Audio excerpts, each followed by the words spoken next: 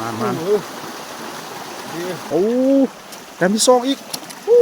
เหลือดกันเลยกระจอนพี่น้องเลยตึงอยู่แล้ว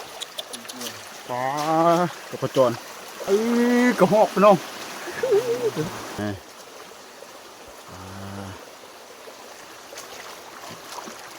เลย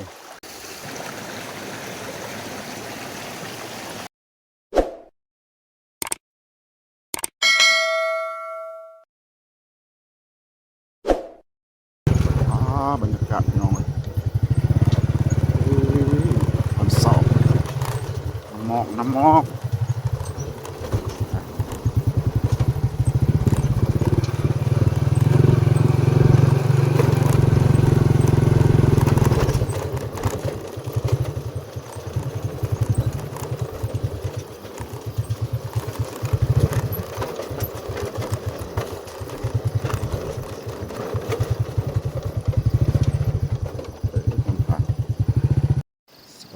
พี่น้องปองปลายหมดทุกคนเนาะ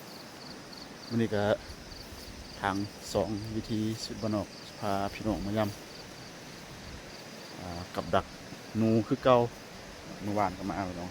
เมื่อวานประมาณเนาะดวงดักนูกับดักว่าสีหยดน้องเลยเอาการ2 คนคือเก่าสีมานบอกกันเลยก็ลุ้นกันพี่น้องเลยว่าสีมานหมดนี่เมื่อวานได้10 ตัวเนาะมือก้อนทำยามกลางคืนมันได้4 ตัวได้14 ตัวเลยวันนี้มาเบิ่งว่าจะได้จับโตแล้วจับแต้มครับไปดูกันหอดแล้วลังแรกเลยมุมานเลย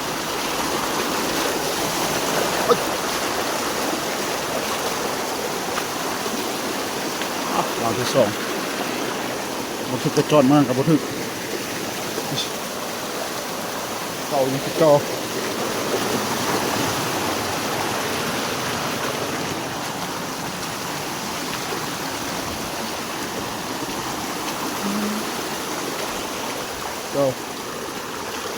อันนี้คือเก่าว่ามันชื่อหลังมือมิดจ้อยหวานถึงอยู่นี่อ่านแล้วแต้มแรกพี่น้องเลยมาฮะกูเลยบัดมาสิกูโอ้แต่มีซองอีกเหลือดกันเลยกระจอนพี่น้องเลยเงินลังเลยลังนี่มานี่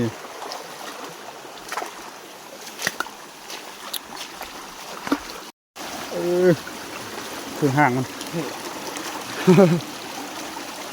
คือห่างมันเลย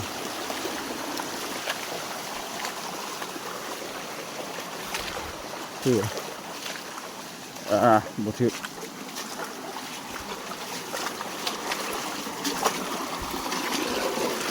กูเลยเนาะพี่น้องกูต่อกลับไป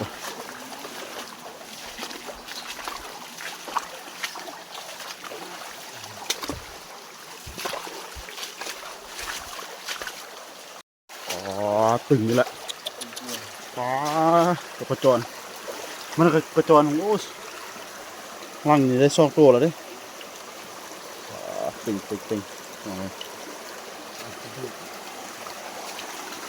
นี่ฮะไม่เป็นไรประเภทนี้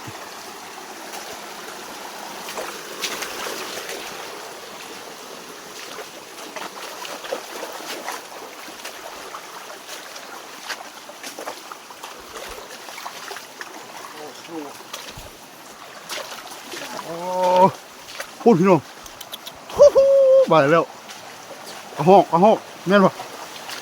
กระหอกเลยกระจอนกระหอกพี่น้องเมื่อวานนี่เนาะทำแรงเมื่อวานถึกกระจอนถึกมือวายมีถึกกระหอกพี่น้อง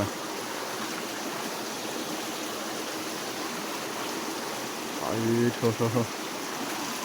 ครัวเดิมเลยนี่มันไต่ครัวเดิม สุดยอดสุดยอดเฮ้ย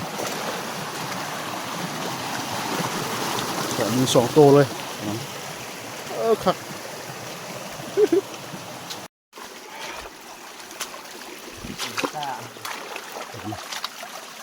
จะห่างอีก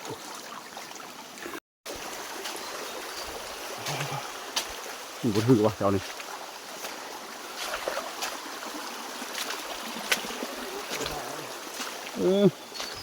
ขี้เราไม่เสียขี้ว่าทุกข์มากแบบต้องเริ่มแล้วเนอะถึงแล้วพี่น้องโอ้เมื่อวานกระทึกเด้หลังนี่กระทึกอีกละ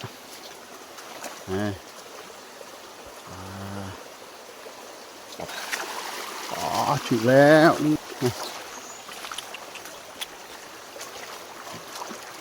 เลยถึงมันถูกหลังนะสิมันครับไก่ชิมดเลยนี่แนวของถึงแล้วถูกสิ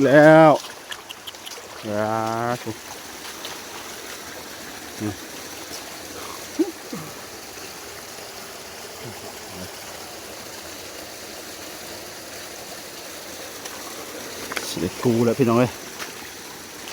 กลับเดี๋ยวกูเลยไป2 คืนละป่าไว้เชื่อหน้าก็ใส่อีกลันเป่าเนี่ยลันเป่าพี่น้อง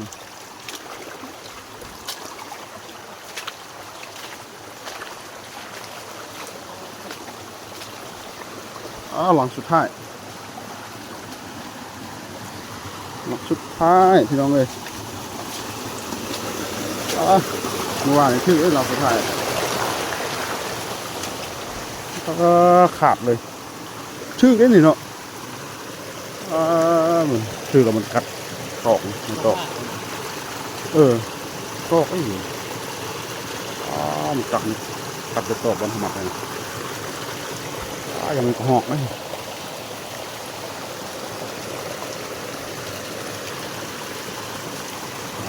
ดูเลยพี่น้องเลยน่าจะมาใช่ไหมเบิ่งผลงานทำมันนี่พี่น้องเลยโตแท้กระหอก1 โตละ2 3 4มีแต่หอกแดงนะพี่น้องนูแดง5ข้างในกระจร5 กระจร6 กระจรอีกก่อนละ2 โต7ถูกมันได้7 โตเมื่อวานยังได้10เมื่อก่อนได้4มาเลยพี่น้องเลยพอได้เขามาเบิ่งฝากกดไลค์กดแชร์เด้อพี่น้องเป็นกำลังใจนะมือเลย7 โต7 โตสำหรับคลิปนี้ก็ฝากไว้พอสำหรับพี่น้องเลยคลิปหน้าจะพบกันใหม่เนาะสบายดี